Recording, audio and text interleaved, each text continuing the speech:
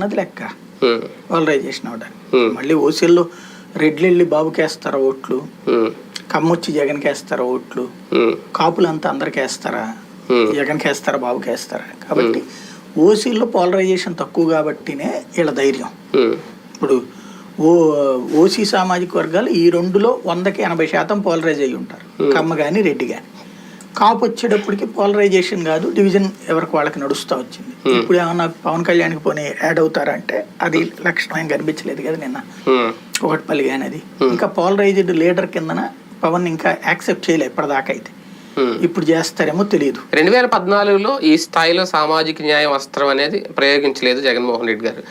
మళ్ళీ 2024 వచ్చేసరికి ఈ అస్త్రాన్ని బయటకు తీయడానికి కారణం ఏంటి? చాలా తేడా ఉంది. 2014 నుంచి కూడా తను అదే యాటిట్యూడ్ లో వెళ్తున్నాడు. మీరు 2019లో అభ్యర్థుల్ని కొంచెం కనిపించింది. 14 నుంచి వచ్చినప్పుడు 1 by 1 వేసుకురావాలి కానీ ఒకేసారి రాదు కదా. అప్పుడు ఓడిపోయాడు, మరి అయినా కూడా ప్రయోగాలు చేసాడుగా. ఈ ఫార్ములా కరెక్ట్ అయితే అప్పుడే గెలిచిండారు కదా. అదే అనేది ఫార్ములా అనేటువంటిది గెలిచినప్పుడు చేస్తే ఫార్ములా అవుతుంది, ఓటమిలో ఉన్నప్పుడు అంతే. ఇప్పుడు తెలుగుదేశం పార్టీ ఎందుకు చేయలేకపోయింది ఆ సామాజిక సమీకరణ? ఎన్నేళ్లు పట్టింది దానికి, ఇంకా చేయలేకపోయిందిగా. అదే కాబట్టి ఇక్కడ ఇతనికి ఆ ధైర్యం ఉంది.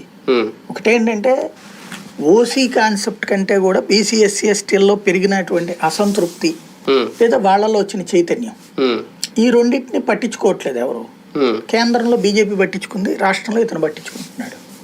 సింపుల్ లాజిక్ అది. ఒక రకంగా సమాజంలో బీసీలో లేదంటే ఎస్సీ ఎస్టీలకి వాళ్ళకి ప్రాతినిధ్యం కల్పించకూడదని కాదు, కానీ నా ఉద్దేశం సామాజిక